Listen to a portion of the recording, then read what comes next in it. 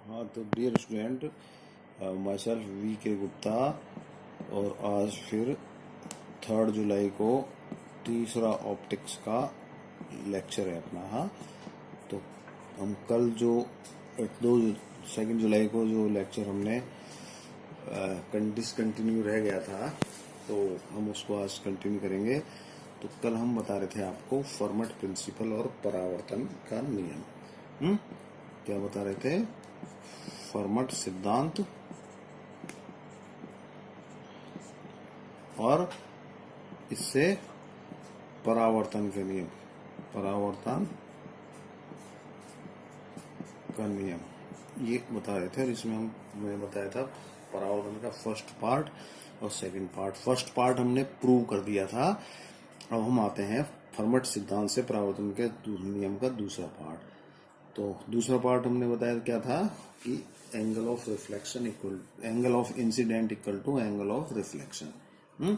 तो कल हमने एक फिगर बनाया था और उस फिगर के बाद हम कंटिन्यू करेंगे।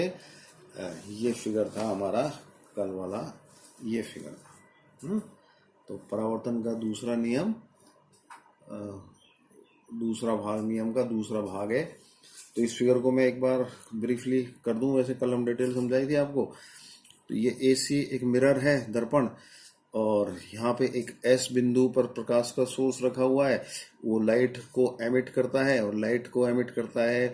तो उत्सर्जन के बाद लाइट मान लेते हैं एक बिंदु ओ से टकराती है और बी बिंदु पर हम लाइट को डिटेक्ट करते हैं। तो यहाँ पर एस ओ जो वो है, इसको हम कहेंगे आपतित किरण या इंसिडेंट रे, और ओ बी को कहेंगे परावर्तित या रिफ्लेक्टेड रे। और ये आई जो ये नॉर्मल है, ये क्या है?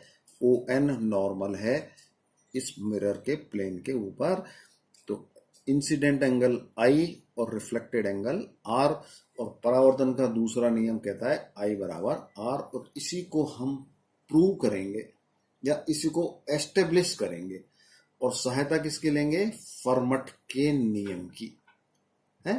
फर्मट का सिद्धांत हम लेंगे और ये एस्टेब्लिश करेंगे। तो ये हमारा आज का उद्देश्य है। तो फिगर समझ आ गया आपको? कल भी बताया था। और हमने क्या बताया, देखिए ये डिस्टेंस, ये बी डिस्टेंस है। जो मिरर के ऊपर ये बी बिंदु का फुट है, ये सी पे मिलता है, तो ये बी डिस्टेंस है, वर्टिकल डिस्टेंस। और ये एस ए, ये ए डिस्टेंस है। तो अब लाइट एस से एमिट होती है, ओ से टकराती है, बी से पहुंचती है। अब लाइट की मर्जी है, वो ए से सी के बीच किसी भी बिंदु से टकराएगी सोर्स से निकल करके और बी तक पहुंच जाएगी। तो हर बार क्या होगा? लाइट के द्वारा तय किया गया रास्ता अलग होगा, तय की हुई दूरी अलग होगी, तय किया गया समय भी अलग होगा। तो यहाँ पर देखिए क्या बदल रहा है। हर बार जब बिंदु बदल जाएगा यहाँ पर परावर्तन का, तो सिर्फ एक्स बदल रहा है। क्या बदल रहा है? यहाँ टकरा रही है तो ये दूरी एक्स है, ओ है। अगर ये यहाँ टकरा गई तो यहाँ से यहाँ तक की दूरी एक्स हो गई। तो सिर्फ परिवर्तनशील क्या है? एक्स परिवर्तनशील है। ए नहीं चेंज हो रहा है, ये बी डिस्टेंस नहीं चेंज हो रही है, और नहीं ये दोनों के बीच की डिस्टेंस है स्मॉल डी, ये दोनों ए और बी के, ये भी चेंज नहीं हो रही है। सिर्फ वेरिएबल क्या है? एक्स वेरिएबल है। फर्मट का सिद्धांत क्या कहता है? अब देखिए हम यूज करेंगे फर्मट के सिद्धांत को। वो कहता है प्रकाश कहीं से भी टकरा के बी तक पहुंचे, एस से बी तक किसी भी रास्ते से पहुंचे, वो एक स्थिर दूरी होगी या स्थिर रास्ता होगा या स्थिर समय लगेगा। हमें नहीं पता वो किस पॉइंट से टकरा के पहुंचता है, लेकिन जिससे भी पहुंचे, फर्मट का सिद्धांत है वो स्थिर डिस्टेंस होगी वो। तो हम क्या करते हैं, इस बिंदु से लेके डिस्टेंस को कैलकुलेट करते हैं और हम ये मान लेते हैं कि वो स्थिर है। फर्मट का सिद्धांत कहता है ना स्थिर है। तो स्थिर मतलब कांस्टेंट, और कांस्टेंट का अवकलन नहीं, हर बार बदलेगा एक्स, तो एक्स के साथ अवकलन क्या होगा? शून्य होगा। तो ये फर्मट के सिद्धांत से हम डिस्टेंस निकालेंगे, उसका एक्स के साथ अवकलन शून्य करेंगे। तो अब हम क्या करें, ये डिस्टेंस निकालें। एस से ओ तक डिस्टेंस, एस से बी तक जो जा रही है डिस्टेंस, तय की गई दूरी या ट्रेवल्ड डिस्टेंस। और ये सब कुछ किस में हो रहा है? हवा में हो रहा है एक्सपेरिमेंट, है कोई माध्यम में नहीं हो रहा है। तो म्यू बराबर 1 मान लेते हैं, ऑप्टिकल डिस्टेंस ही ज्योमेट्रिकल डिस्टेंस हो जाएगी। तो तय की गई दूरी एस से बी तक, एस से बी तक गमन में तय की गई दूरी S O plus O B. तो एस ओ और ओ बी ये क्या है? ये दो ट्राइंगल दिख रहे हैं ना आपको, ये दो ट्राइंगल है, इनके हाइपोटेनियस या विकर्ण है, तो ये विकर्ण के बराबर हो जाएंगे। तो तय की गई दूरी मान लीजिए, मैं मान लेता हूं आर, मान लेता हूं, क्या मान लेता हूं? आर। तो आर बराबर एस ओ, एस ओ अब आ जाइए, देखिए इस फिगर से आ जाइए, एस ओ विकर्ण है, विकर्ण का स्क्वायर बराबर पढ़ते हैं लंब का स्क्वायर प्लस आधार का स्क्वायर, पाइथागोरस थ्योरम है ना। तो एस ओ को हम इस ट्राइंगल इसमें मान लेते हैं। तो एस ओ का किसके बराबर होगी? अंडर रूट, इसको मैं मान लेता हूं ए स्क्वायर, लंब का स्क्वायर प्लस एक्स स्क्वायर। तो ये एस ओ हो गया। ये और ये ओ बी, तो ओ बी किसके बराबर हुआ? देखिए ओ बी इस वाले ट्राइंगल में आ जाइए, ओ बी सी में। तो ये विकर्ण का स्क्वायर बराबर, फिर एक बार लंब और हाइप उसके स्क्वायर के बराबर कर दें। तो यहां पर मैं इसको लंब का स्क्वायर प्लस, अब ये डिस्टेंस यहां से यहां तक की कितनी है? D minus x, D minus X का स्क्वायर। तो ये मेरे पास ये डिस्टेंस आई। अब देखिए ये बिंदु परावर्तन का बदलने के साथ ये डिस्टेंस बदलती हुई प्रतीत होती है, लेकिन फर्मट सिद्धांत क्या कहता है? ये किसी बिंदु से पहुंचे टकरा करके, लेकिन ये दूरी स्थिर रहेगी। क्या रहेगी? स्थिर। तो फर्मट सिद्धांत को हम रफ वर्ड में लिख सकते हैं, फर्मट सिद्धांत के अनुसार, किसके अनुसार? फर्मट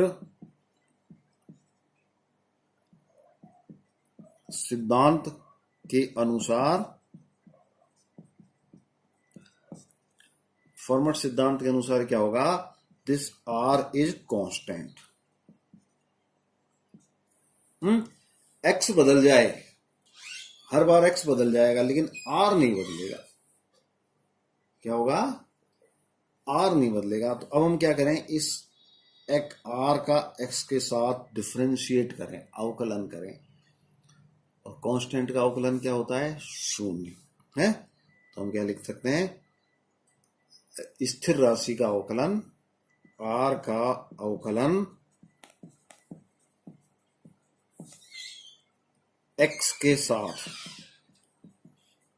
क्या हो जाएगा? D R upon D x. ये क्या होना चाहिए? शून्य होना चाहिए।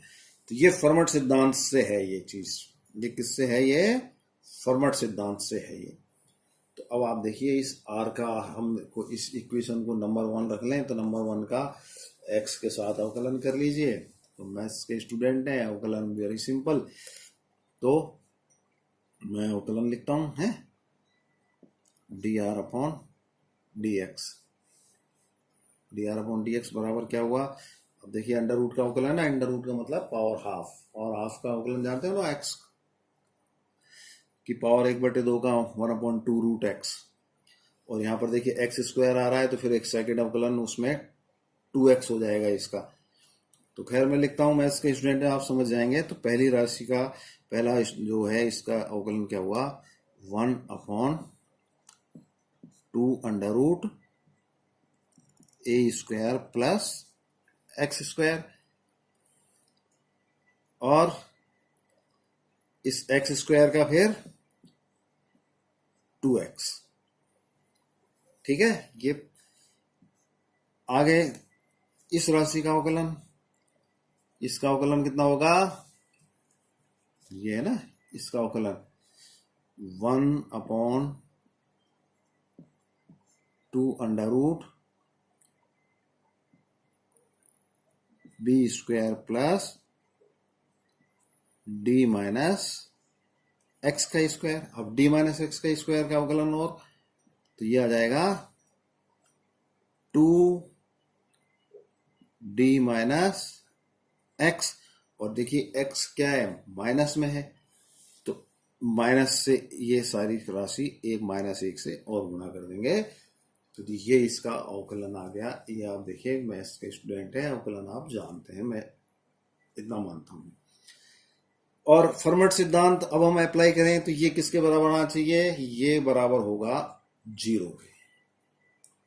फॉर्मेट सिद्धांत ये है। तो अब हम इसको 0 करके थोड़ा मैथमेटिकली इजी कर लेते हैं। ये 2 से 2 कैंसिल हो जाएगा और यहाँ क्या बच जाएगा, ऊपर तो बच जाएगा x और नीचे क्या बच जाएगा, √a² प्लस x²।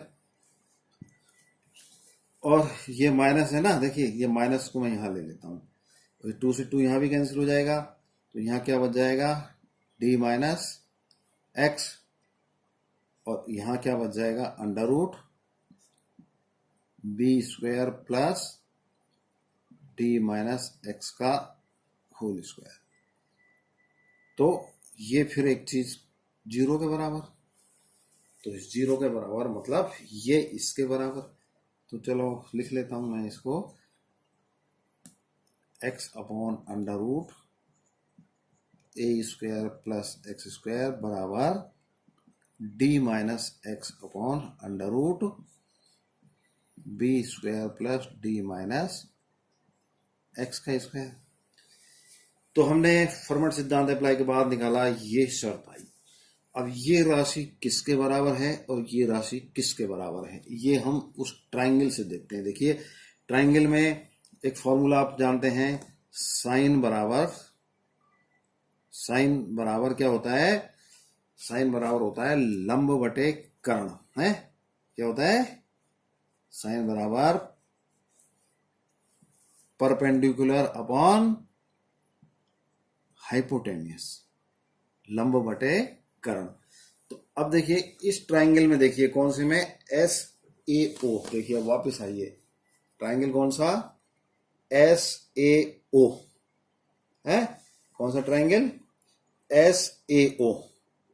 तो SAO में ये एंगल, ये देखिए ये किसके बराबर है, I के बराबर है। तो हम ये आप जानते हैं ये भी एंगल किसके बराबर हो गया, I के बराबर। और ये एंगल R के बराबर है, तो ये एंगल भी किसके बराबर हो गया, R के बराबर हो गया।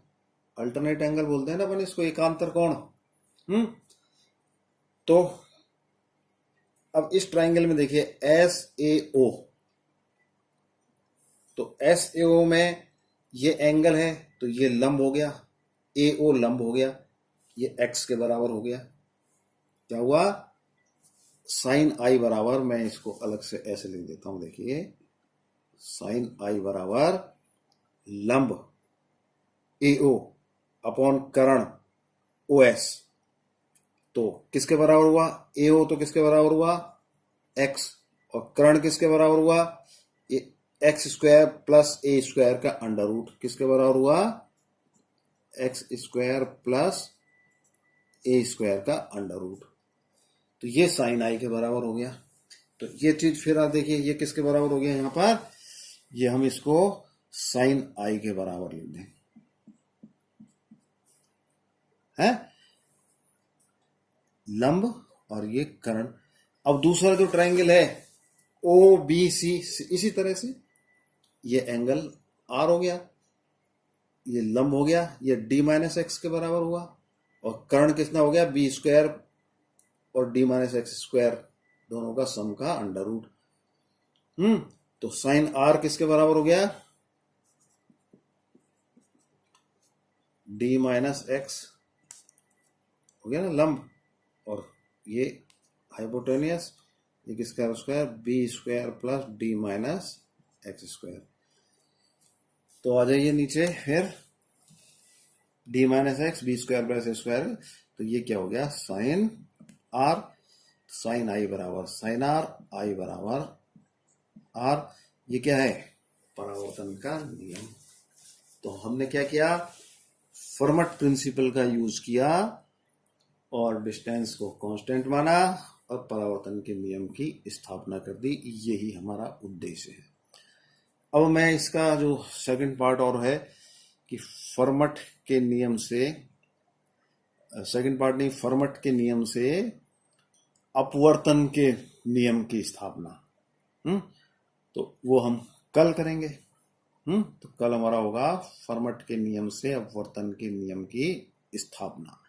ठीक है, तो थैंक यू।